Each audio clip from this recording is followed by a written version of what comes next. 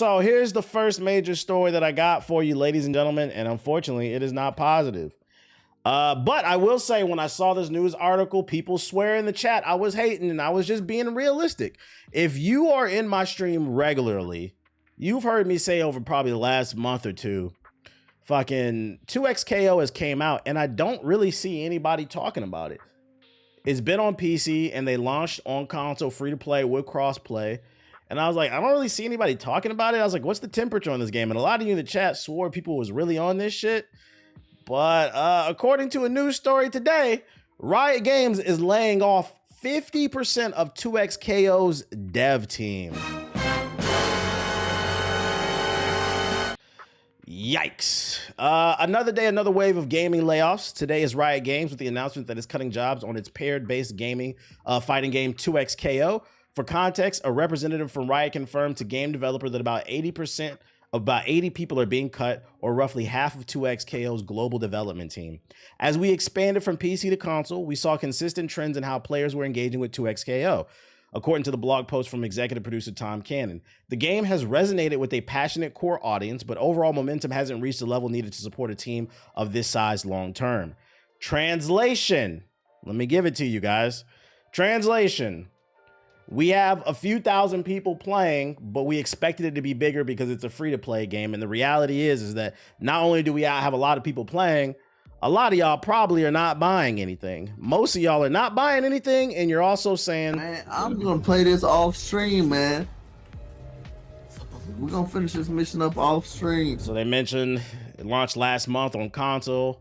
Cannon says the company's plans for its 2026 competitive season have not altered with the layoffs. He added that Riot will attempt to place the impacted people in new positions within the company where possible. So I predict this game is going to... I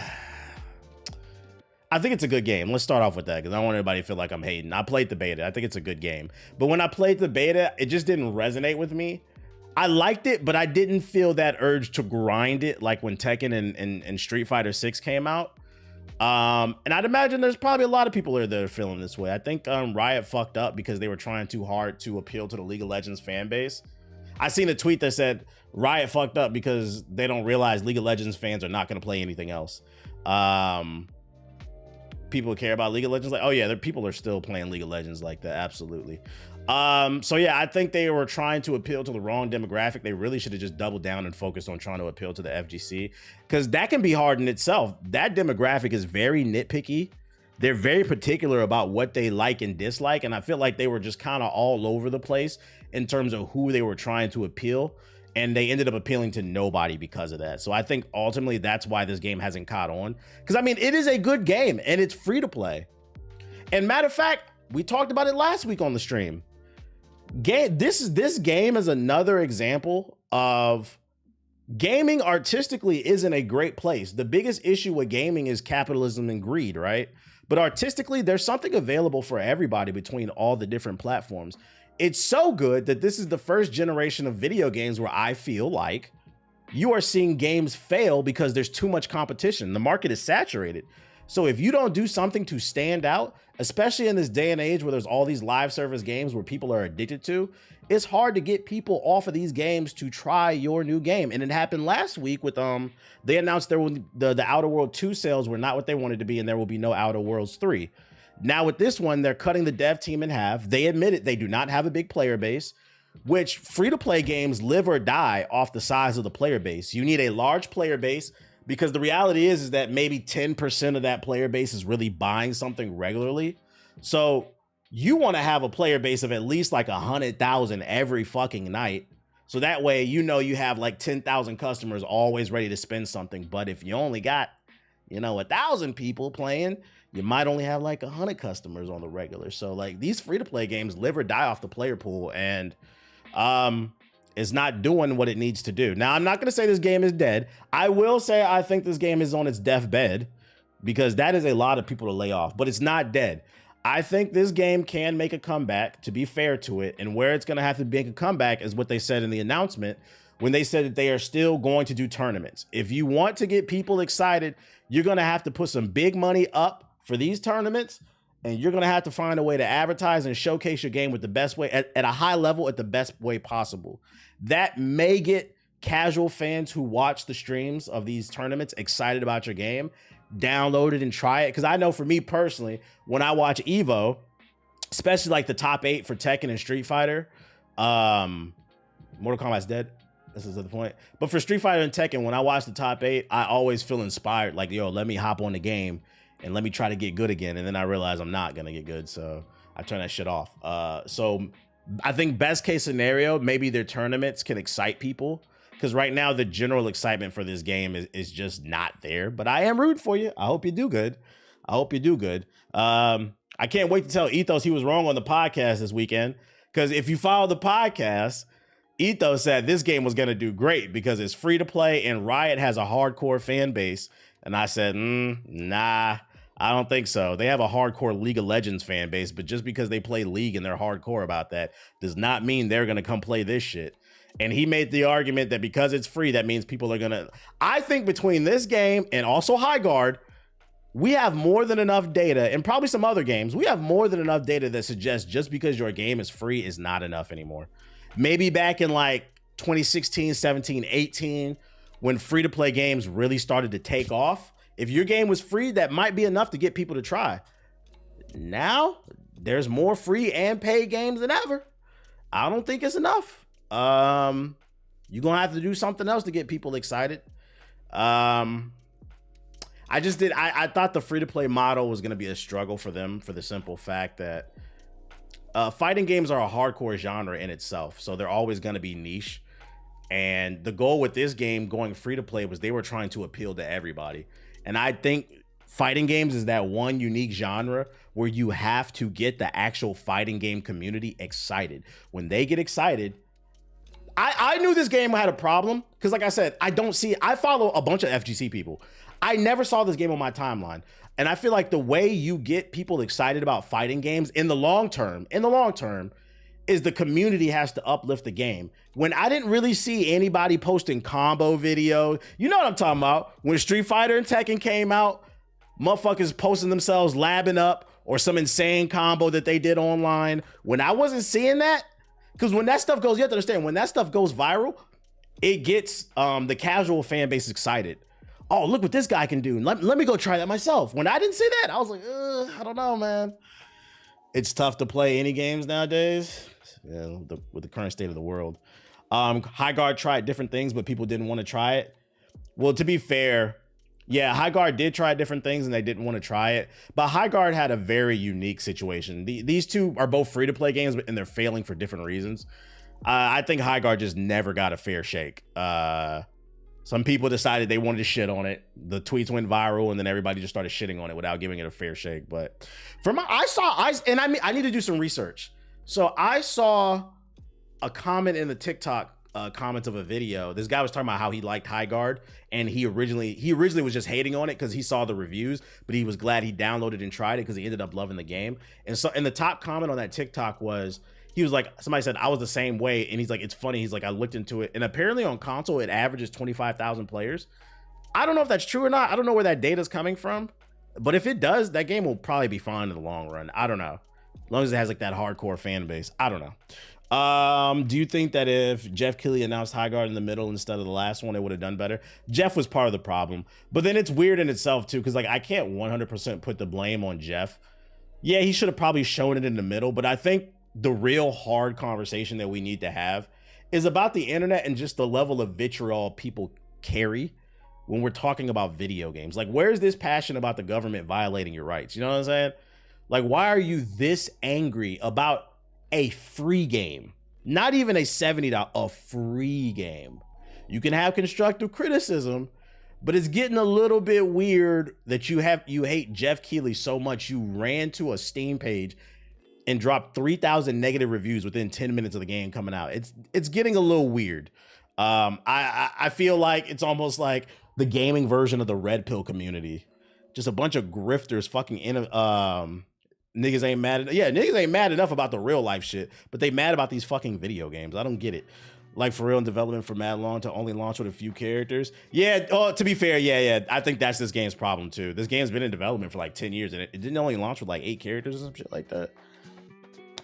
Terrible priority. So don't get it twisted. I don't want anybody to feel like I want this game to fail. I'm rooting for this one too.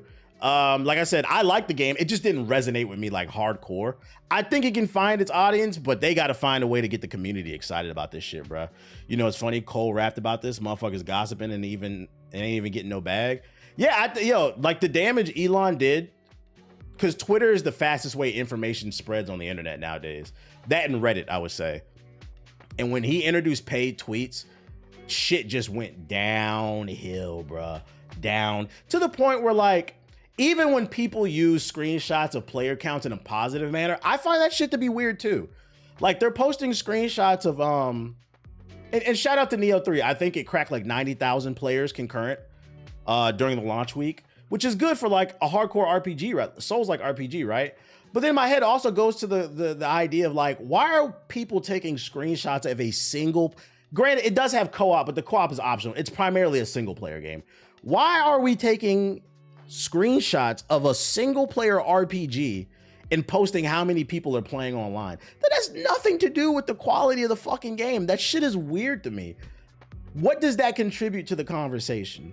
Now, if you're talking about multiplayer games, a little bit, you can argue, oh, if the player count's too low, then you might not be able to find a game. I think that's a fair argument. But even still, I don't think people understand how little of a player base is needed to find games. And I'm gonna give you an example. I hate to use it, but somebody I know in real life was being dismissive of Highguard.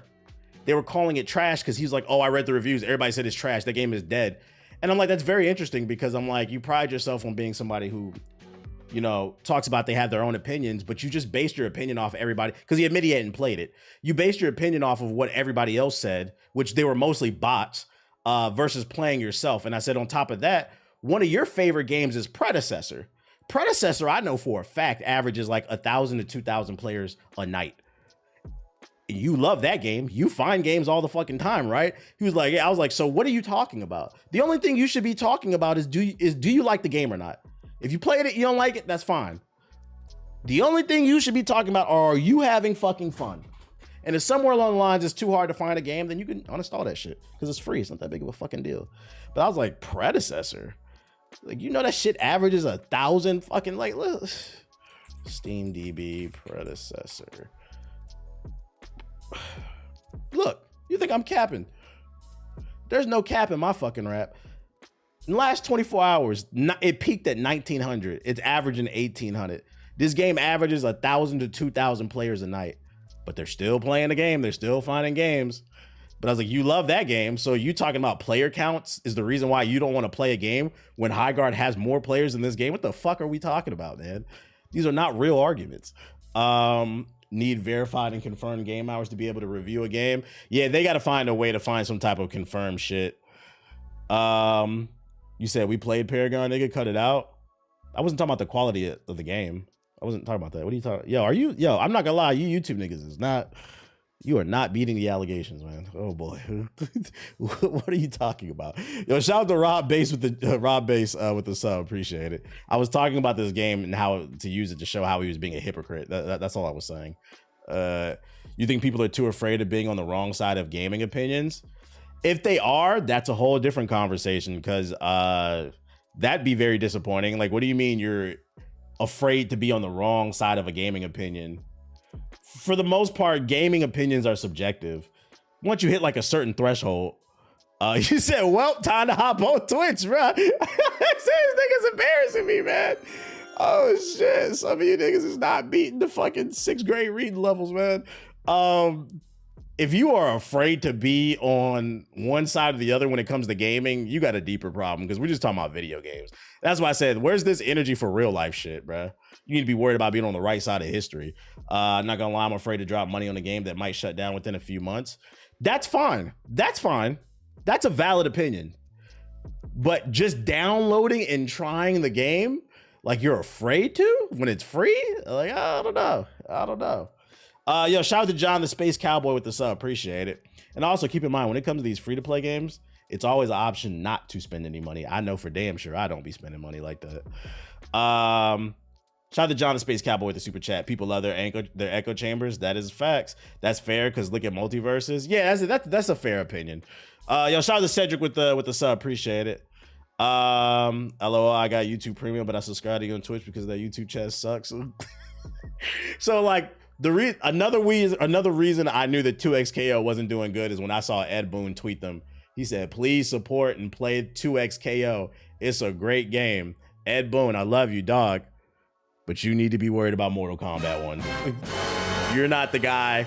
Not right now. You're not up right now. You need to be worried about what's going on at Warner Bros. Are you guys selling or not? Like, what's going on with the next Mortal Kombat, Injustice? This is not the cosign. It's not hitting the way you think it's gonna hit these days, man. I was like, oh shit. And to add insult to injury, on the day it was announced that they are laying off half the staff for 2XKO, new info for Marvel Token just magically appeared on Steam.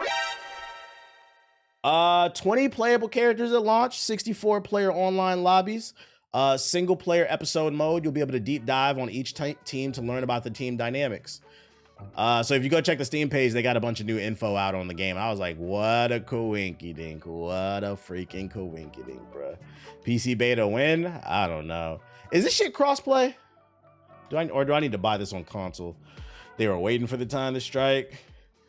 Yo, don't come for Ed Boon. He might be out of a job. I was just saying, it was just a bad time for that type of cosign, bro. 20 isn't a lot for a 4v4. Yeah, pretty much everybody's going to be playing the same characters, it seems like. But kind of goes back to what I was mentioning earlier.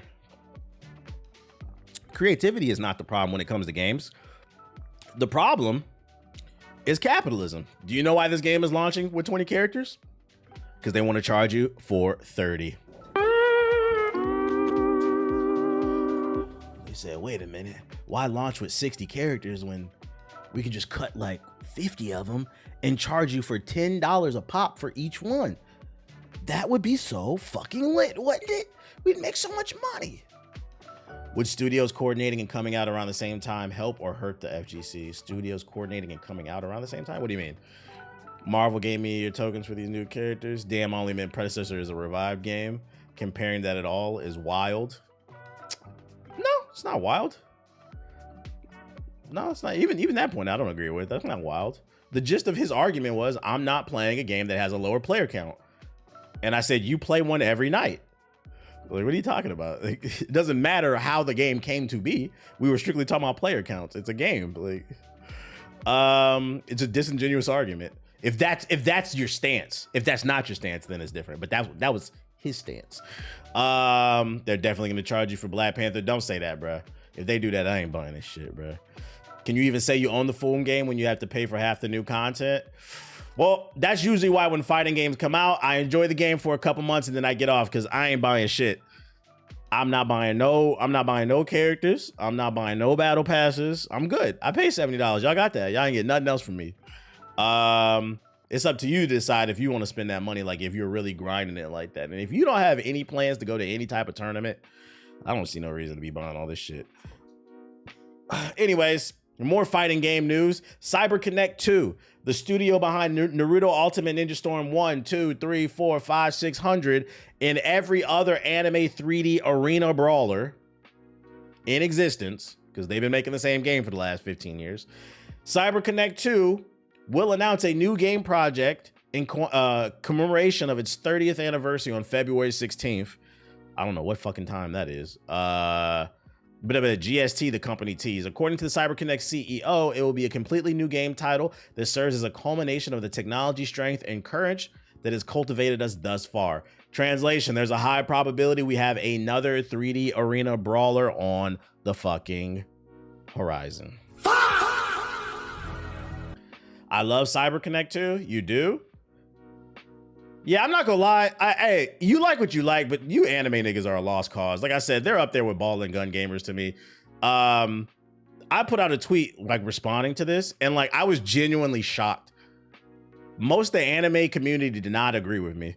I was shocked by this, bruh. Because I was saying there's an 80% chance it's just gonna be another 3D arena fighter clone with Jujutsu Kaisen characters, basically, right? If you go read, it's 151 comments. If you go read these comments, I'd say probably 60 to 70% of them are like, no, you're by yourself. I'm excited. I want another 3D arena fighter. Somebody said, what else the fuck could they make? Like right here.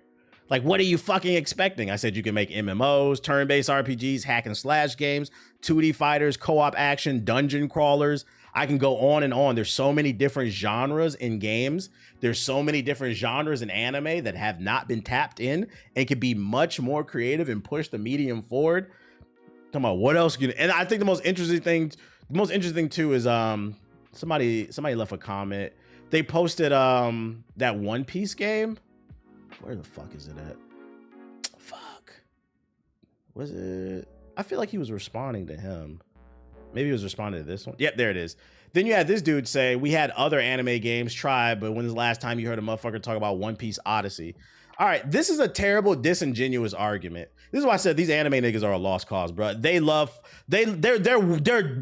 You guys deserve Sparking Zero 2. You deserve fucking Jump Force 2. It's fucking embarrassing, bro. This is a terrible, disingenuous argument. For every One Piece Odyssey and Dragon Ball Kakarot, there's a million Naruto Ultimate Ninja Storm 3D arena brawlers. A million. We need more Scarlet Nexus games like that are actually creative, bro. But this is a disingenuous argument. So your argument is because one game was bad, we can't try again? By that logic, guys, because, I don't know, Square Enix put out a bad Final Fantasy, they'll never put out another good one. Because Final Fantasy 16 was kind of 50-50 with the audience, they'll never put out another good one. Like, what are we fucking talking about, bro? That's not a genuine argument. We would have never had airplanes. I'm telling you, bro. If it was for a lot of, and this is why gatekeeping is important, because if it's for a lot of people in the way that they think, let's say, man would have never discovered fire. We'd have never discovered the wheel. Man, just give me some more of this shit. We need more. Like I was talking about a fire game because you're like, what the fuck else could you do? It shows you how creatively bankrupt some people are. What else are they supposed to do besides a 3D arena fighter? I said right here, a co-op or an MMO Black Clover game would be fire. If you watch Black Clover, you know what I'm talking about. Especially an MMO where players have to pick what team they join from the Clover Kingdom. Imagine joining the Black Bulls or the Mantises or whatever that elite team was, and you get different perks and abilities and missions and shit like that while you running with your niggas in the clan. That shit would be fucking fire. Yeah, the Golden Dawn. You don't think that's possible? It's because y'all don't ask for better, bruh. These anime dudes are, yeah. So I'm starting to think the anime community is a lost cause. And I've been making this thread right here kind of reinforced what I've been thinking, that they're right on par with ball and gun gamers, bro. They're anime versions of ball and gun gamers, bro. Creatively bankrupt. I completely agree. This is what I said about solo leveling as well. I don't get it, man. But hey, if you like it, we love it. I guess this gave me more context into why the anime gaming community, the way that they are. Bandai Namco keeps making the same game over and over just because they like it. They don't care if Jujutsu Kaisen just comes out with a Naruto style game. They don't care. And I'm like, well, my argument is like, well, what do you like this anime over this one for? It's because it's different, but you want the same game?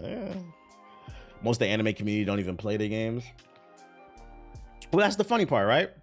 Sparking Zero. Remember before we move on, when Sparking Zero came out, the week it came out, I remember I got comments. I got made fun of because I didn't. You remember you could buy the copy for like $100 and you get 3 days early access? I got made fun of in my own comment section because I didn't buy that shit. You're a fucking idiot, bro. This is game of the year. You're missing out on so many fucking views, bro. Within 2 weeks, the player base had dropped by 90%.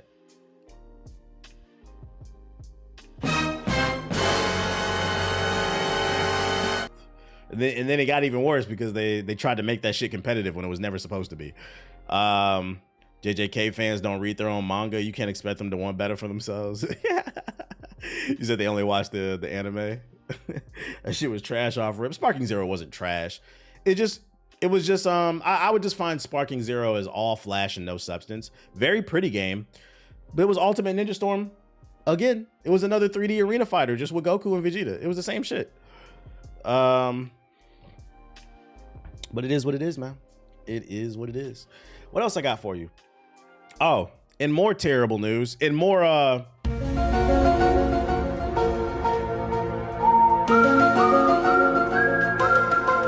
ass news, Discord will require a face scan or an ID for full access starting next month, meaning March of 2026. Discord announced on Monday that it's rolling out age verification on its platforms globally starting next month, when it will automatically set all user accounts to a teen appropriate experience unless they demonstrate that they are adults. So if you'll still be able to use it, but it's going to default you to teen appropriate experiences. Yeah, what kind of shit are y'all doing in fucking Discord? For most adults, age verification won't be required, as Discord's age interface model uses account information such as account tenure, device and activity data, and aggregated high-level patterns across Discord communities. Discord does not use private messages or any message content in this process, Savannah Discord's global lead of head product policy tells The Verge. So it's saying that they're gonna use some type of algorithm to detect your age if you've been on the platform for a long time. So some of us might not have to require an ID. The problem is there's no guarantee of this, right? So Discord might not change for some of us, but it is gonna change for some of us. Users who aren't verified as adults will not be able to access age-restricted servers and channels, won't be able to speak in Discord's live stream-like stage channels, and will see content filters for any content Discord detects as graphic or sensitive. They will also get warning prompts for friend requests from potentially unfamiliar users, and DMs from unfamiliar users will automatically be filtered into a separate inbox. Been on Discord since 2016? Yeah, it's been like since 2015, 2016. Hey, I caught this shit last year. Last year, when they announced that they were introducing ads, I said that'll be the downfall of this fucking app, bro. If you missed that rant, the reason I said it was probably going to be the downfall of Discord, for those unaware, Discord has never been a profitable business. Discord took the approach of, we're going to build the plane and figure it out later. They built the platform. It was really solid. It was free. And they were basically surviving off investor money. But at some point, investors are going to want to see their return. And that's when we got Discord Nitro. The problem with Discord Nitro is, and I think Discord Nitro could have worked. The problem with it was they launched that service as a subscription service and it didn't offer you anything. You want me to pay, what was it, 10, 20 bucks a month, and I get some extra stickers and I can now upgrade, I can upload 100 megabyte files or some shit like that. Why the fuck would I pay for that? They should have offered like free games every month. It's like something to get people excited about it. So most people are not subscribing to Discord Nitro because it's not a valuable service. You get pretty much everything you need for free on Discord. And what did I say earlier? Those investors want their money back. They've invested millions upon millions upon, like, think about how many people are on Discord, right? Everybody even my mom is on Discord, guys. My mom's in her 50s. Everybody and their mama is on fucking Discord, dude. So think about how much money it costs to host millions of people on high quality voice servers. That is why they started rolling out ads last year. When they did that, I said, oh, that reeks of desperation. But what's bad about it is the ads are going to slow down the app. They need that ROI, right? Now they doing this face scan goofy shit. Same thing with ChatGPT. They announced ads for ChatGPT because the ChatGPT don't make no money. Most people are not subscribed to that $20 a month plan. That is only for power users. Most people use ChatGPT for free. They get on there when they on the toilet and they ask stupid ass questions and use all the drinking water in the process. Niggas is polluting the air and using all the drinking water so they can have ChatGPT. Am I hungry? ChatGPT, my girlfriend said that we should spend more time or she gonna leave me. What do you think I should do? Discord CEO is, oh, I ain't saying that. Hey, y'all see what he said in the chat. That shit don't surprise me. You said Discord was promised to the people 3,000 years ago? That's crazy. That's crazy. That's crazy. You said my fault? Nah. They know, the chat know what I'm talking about. I was never suicidal. Low key, since we talking about it, low key, that's why I was rooting for the Seahawks. Because I found out the Patriots owner was promised the Super Bowl 3,000 years ago, but he ain't get it.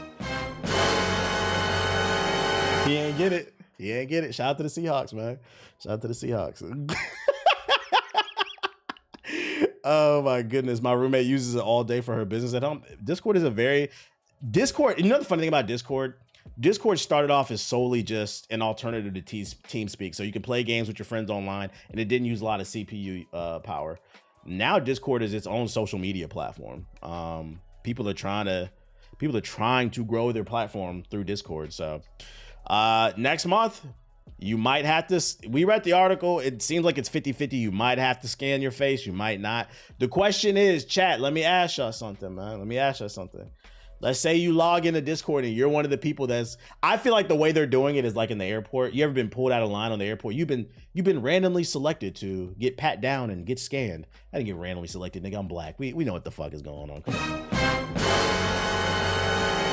I'm the only black person in the line. I ain't see you randomly select any white folks at the airport.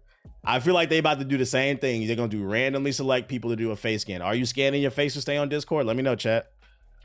If they pick me to do this shit, I'm gonna try to put like Nico Bellic, like a picture of Nico or some shit. Like I'm gonna use a fake face and see if it works, because I ain't trying to scan my face. I ain't gonna hold you. We might be falling back on Discord, unfortunately. I need Signal to improve group chat. Signal could be the next wave, but they don't offer like a service like Discord. It's just like a regular group chat. Literally on my way to and from DR. Fuck TSA. Fuck TSA. I ain't scanning shit. I'm about to use a photo of you to verify. I'm gonna block your ass, nigga. Telegram? Nah, I'm not using Telegram. It's too many scammers and nigga, ain't nothing positive going on in Telegram. That's where like terrorists live and shit, bruh. And the Epstein types, they be doing shit over there. And Telegram evil. I wouldn't use that shit, bro. Crypto scammers, terrorists. I'm good off that. I don't want to be incorporated that shit, bro. Now you spitting. Last time I was in France, I got randomly selected for the scan and they gave me the wrong password. They be on that bullshit. We all been pulled out the lab. We all got the same experiences, man. And yellow flag, maybe even red flag news. Remedy's new CEO is a former sports betting guy and EA executive who aims to scale Remedy in a way that builds lasting value. If you don't know, Remedy is the makers of Alan Wake, as well as Control, the upcoming Control sequel in Control 1. Remedy's new CEO, Jean-Charles Gargagagag, a former Electronic Arts and CCP Games executive who most recently headed up a couple of sports betting platforms. He is not a name you likely recognize from his time at EA or CCP, but Remedy said he held senior executive positions with full P&L and responsibility, meaning he understands the systems of greed and capitalism at both companies. P&L, profit being profit and loss, and right now that's apparently what they're looking for. I am delighted to announce the appointment of Jean-Charles to lead Remedy into a phase of profitable growth. Remedy's chairman said, he's proven his history in growing gaming franchises and successfully leading international studios is an excellent fit in the current stage of Remedy's business. So remember earlier when I said like a year ago, I warned y'all that Discord is probably about to go downhill. I'm not saying that Remedy's going to go downhill, but what I will say is don't be surprised. They've hired somebody who specializes in microtransactions and gambling to run their company, which, by the way, their company that primarily makes single player games. What else do they make? Are they responsible for the game with the old girl with the time traveling shit? Remedy Games. He said Orange Flag. Orange Flag. Let's see. Control, Quantum Break. Oh, they made the original Max Payne. They don't have it anymore. Ow. Let's see. What's the new shit they got? So yeah, Control, Firebreak, Alan Wake, Quantum Break. So that's really what they're known for. Okay, I'm not bugging. Yeah, they really only make single player games. They really only make single player games. This is I'm gonna go ahead and say it right here. Don't be surprised if Control 2 is full of microtransactions. $10 for this skin, $10 for that skin. Which is unfortunate because I don't want to see that happen, but like I said, Orange Flag, you've been warned. What else I got for ya? Battle Royale dubbed PUBG with superpowers shut down for a second time. Super people didn't fail once, but twice, ladies and gentlemen. And I'm not even gonna read the rest of this article because only 2 people play this shit anyway. Nigga gonna make a parlay bit company, yeah, type shit. Yeah, super people shut down. It doesn't surprise me this game is failing for the simple fact that I tried to stream this game. If you haven't seen it, it's literally like PUBG, but like you also superpowers, so you can like super jump and fly and shit like that. I tried to stream this game because I actually thought it looked cool. So I downloaded it and I booted up on stream. And this is one of the fastest uninstalls I've ever done on stream. So if you didn't catch that stream, I wouldn't blame you. I wouldn't be surprised. You had to be there for that moment because I didn't upload it. So why did I uninstall this game? This is the first game that I've ever downloaded on Steam that when I booted it up, This game asked for my government ID. Mind you, this game, I believe, is published by a certain government. So when I saw that shit, I was like, oh no, nigga. No, we're not playing this. There's no game. We talking about Discord. Like Discord, I would halfway understand if people want to scan their ID. Because like I said, it's a platform where people use to communicate and do business. There are people that coordinate rallies, like protests and stuff through Discord, right? So it's a service that's used in a multitude of different ways. And I can see it being ingrained into people's lives enough to where they feel pressured to scan their stuff. But a video game that I've never played before, boot that bitch and they said, go ahead, let me get that ID. I said, oh, quick uninstall. So fuck this game. This game deserved to fail. What else I got for you? Oh, I saved this news story coming out of France. I know I do have at least one French viewer. I don't know how many more, but I know I have at least one French viewer. I don't know if he's in the chat. But the reason I know I have a French viewer is because every time he comes in the chat, this nigga reminds us he's French. French president considers gaming restrictions amid growing concerns for young people. The French president Macron has clarified his statements on banning video games in his country, explaining that although no ban has been put in place yet, he's not opposed to it or other restrictions should be there enough scientific research to warrant them. Here we go again with this bullshit. Macron took to LinkedIn on February 7th to defend himself against potential critics who, as he said, misunderstood the intentions of his recent statements. According to French newspaper Le Monde, Macron supports the games industry. He congratulated French studio Sandfall Interactive for the massive achievement that Claire Obscure Expedition 33 got. That's crazy, ain't it? Expedition 33 has won the most Game of the Year awards ever in the history of video games, to the point where the studio Sandfall Interactive got knighted. And this nigga said ban video games after video games probably gave you some of the best PR that France has gotten in a while. Yeah, I said it. Because I ain't gonna say anything. But still wants to have a serious debate about the health impacts that excessive gamings have had on young people. Parents observe that some young people spend their days and sometimes their nights playing video games. It has often been reported that games rated PEGI 18, which is their version of mature, by children. Macron wrote, "This is a major public health, education, and responsibility issue. For physical health, eyes in particular, and mental health, when a young person no longer goes outside at all because they are playing excessively, of course this is worrying and we must address it. To address these concerns, Macron has announced a task force consisting of experts and the National Digital Council to work on trying to scientifically measure the effect that video games have on children and teenagers." This comes after Macron spoke to the French outlet Brett on February 5th about potentially restricting video games in the country should use the task force and blah, blah, blah. This is stupid. This is a parental issue. If your child is sitting on the game on the iPad all day, that's not the government. Yo, I don't want the government in my fucking house, bro. I hope the French people tell Macron, shut the fuck up, bro. This is the parents' responsibility. The government does not need to be in anybody's house over video games. I'm pretty sure there are way bigger problems going on in France than this. Matter of fact, I ain't gonna say nothing. Didn't France make Haiti poor? Yes, they did, but what does that have to do with the conversation? I don't understand what that has to do with the conversation. I'm not gonna lie, man. You said pay Haiti. Pay Haiti. I just didn't understand what that had to do with the conversation. Like, I'm not gonna lie, man. YouTube comments are funny, dude. That one literally threw me out. Like, yeah, like.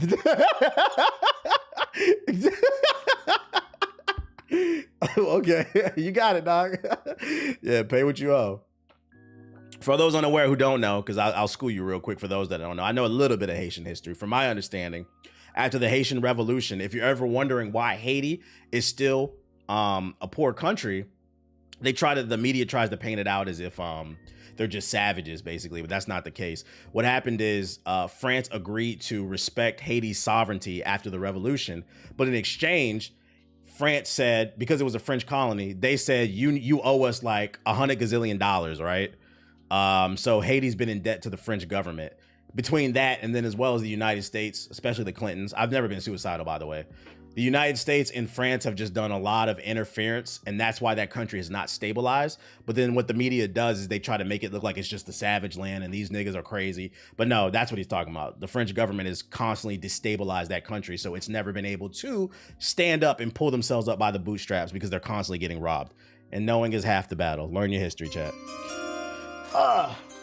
So absolutely, yeah, fuck the French government. We are the first free people and we got punished for it. Ding, ding, ding, ding, ding, ding, ding. And I'd say that's what the Haitians and Black Americans have in common. What was I about to say? What else I got? Oh, Arc Raiders has been very profitable. The dev team is working on 2 new games. Shout out to them. Arc Raiders has been a smash hit for developer Embark and publisher Nexon, and now Embark's top boss, Patrick Sutherland, has commented on the game's success and revealed that the studio has multiple new games in the works. Speaking to IGN, they said, well, you don't have to be the math professor to realize that the game has done well for us and that we're obviously incredibly happy with the performance from a financial perspective. So of course it's been very profitable for us. Translation, we get money.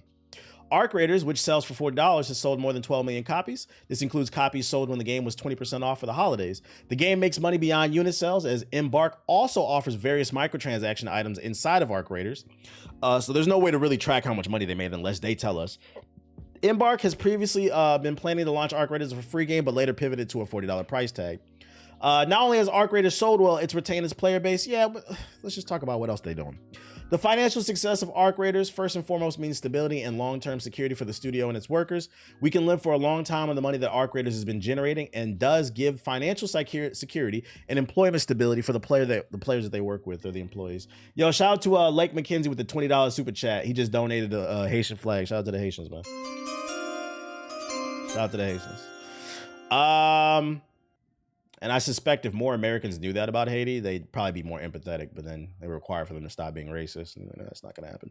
Anyways, we're growing our studio. We're hiring people. We want to build more of Arc Raiders. We want to build more of the finals. I forgot they made the finals. Sunderland also revealed that Embark has 2 new games in development, and it's the company's hope, but not necessarily expectation, that these games are eventually released. Translation, because I've seen some people in the chat say that, damn, they're working on 2 games already. That's usually how studios work, for those unaware. Usually they're working on 2 games at once. There's one game that's a little bit more further along, and then there's one game that's like in pre-production, but it sounds like both of these are in pre-production. They're just kind of ideas because he doesn't feel 100% confident about it. So for us, the success of Arc Raiders is a sigh of relief, obviously for any developer, and we're incredibly happy about that, of course, and thankful for everyone that's been supporting us by buying the game. It feels great. Obviously, we hope that we have competitive salaries, good bonuses for the people that have done all this hard work and deserve to be taken care of. That's what I like to hear too. I hope he keep his word on that. Pay the fucking developers, man. Shout out to them. So I wouldn't expect anything too soon from them, but they're saying that financially they're doing good. Which is, this is why I try to cover these stories, to show that there is good going on. And I will say, even though I'm not a big fan of Arc Raiders, I do like that, hey, the Arc Raiders players are supporting their game. They're on them servers. They're buying stuff. Support what the fuck you like. Because even though I'm not the biggest fan, what I do understand is Arc Raiders is a new IP. And when new IPs succeed, we all succeed. Rising tides raise all ships. I want more new IPs and less 3D arena brawler fighters from fucking Bandai Namco, because that shit sucks, nigga. What was I about to say? I know the 2X KO dev team read this story and cried. To be fair, Riot's been in kind of a rut for a while too, so